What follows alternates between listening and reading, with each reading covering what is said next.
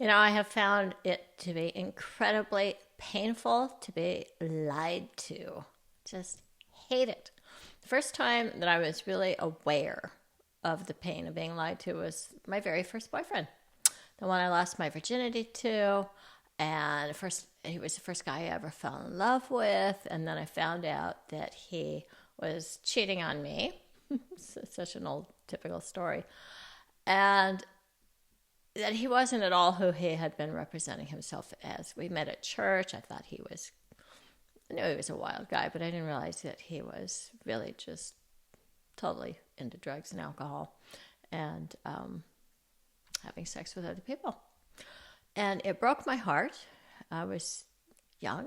I was barely 18, and I had been a virgin till I was 17. So, oh my God, I got so bitter and cynical after that, and I just assumed all men lie. And my attitude then was basically, why tell the truth? Nobody else is. But when I would get close to somebody, I just didn't seem to know how to lie. It just wasn't in me. It's not something I wanted to do. It wasn't the nature of the connection that I wanted. I wanted truth. And I wanted to be honest. And I wanted the person that I was with to be honest too. And of course, over the years, I got my heart broken a lot. It seemed to me over and over again that the men that I would be in relationships with were unfaithful and dishonest. And finding out always hurts.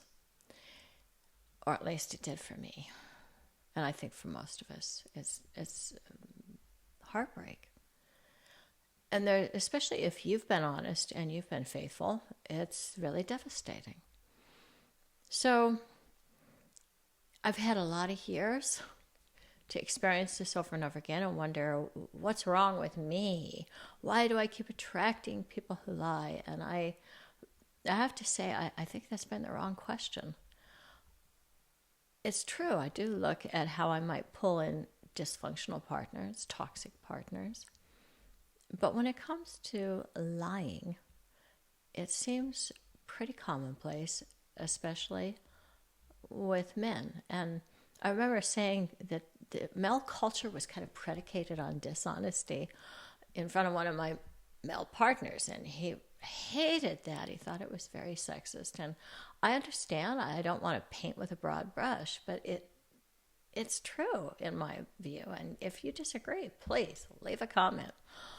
But it seems to me that male culture, at least in Western cultures, is really predicated on the idea that you play your cards close to your vest, as the saying goes. You don't let people know about your insecurities. You don't share everything. And that's how you stay safe. It's how you continue to accrue power. And I think it's handed down from dads to sons even. Like, don't tell your mom, she doesn't need to know. I think that's like one of the first invitations into male privilege and the bro club, right? Which is basically, now you're a big boy and we don't talk to your mom and your sisters about this stuff. I'm not saying everybody does that. I just think it's pretty commonplace. And I can understand if you're not allowed to really be vulnerable and express your feelings, lying is probably the only way to survive that kind of a circumstance. And yet I feel like we have gradually been moving away from that and giving men more space to be vulnerable, to share their feelings. And still, most of the women I know from ages 20 to 70 are getting lied to a lot. And I'm not saying women don't lie. Of course they do. Women cheat. Just not to the same degree. Just not as frequently. And I'll make my point here. And then feel free to disagree with me. So I'm just kind of putting this out there because we can have a conversation. And I welcome different viewpoints on this, especially from the men.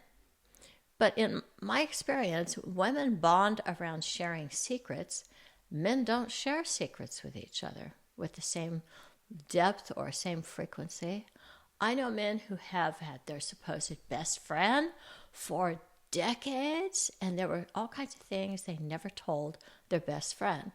They might have told their wife or their girlfriend, they might have told the therapist, but never their guy friends. I think that's really sad. Maybe some of you don't think it's sad. I think it's sad. And I also think that it just creates a lot of fatigue for women who are in relationships with men to constantly be encountering this lack of transparency. And it's interesting because it comes up around porn, too. Now, in my case, because I have produced and appeared in porn, I don't know. We never really had any issues like that in my relationships, like, oh my God, you're using porn. But there are a lot of women that I know who are, their boyfriends or husbands are lying about their porn use, and then they find out, oh, look at this, is on his desktop, this is on his phone. And when confronted, there's not a lot of honesty around that. Or maybe even there's some, I'm going to quit. Don't worry, I'll quit. And then they don't, of course. And even going into chat rooms, chatting up other girls, other women, just, and then lying about that. So I know some of this is about taboo. Being a former sex worker, I understand. Some men don't actually get off unless they feel like they're doing something naughty behind mommy's back. And I know a lot of men have relationships with the women in their lives that are kind of like a son and a mother, which is really sad, I think. It's a sex killer for sure, and a romance killer. But what do you think about the lying thing? I think there is a gender difference around it. And I also think, here's what I think about not telling people the truth about yourself. You are denying yourself something. So I've always felt like the injured party. My partner lied to me, and so he took something from me. He hurt me.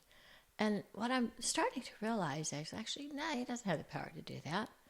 What he did is he took something from himself, because he would never allow me to see who he truly was, which means I never really got to love the real him.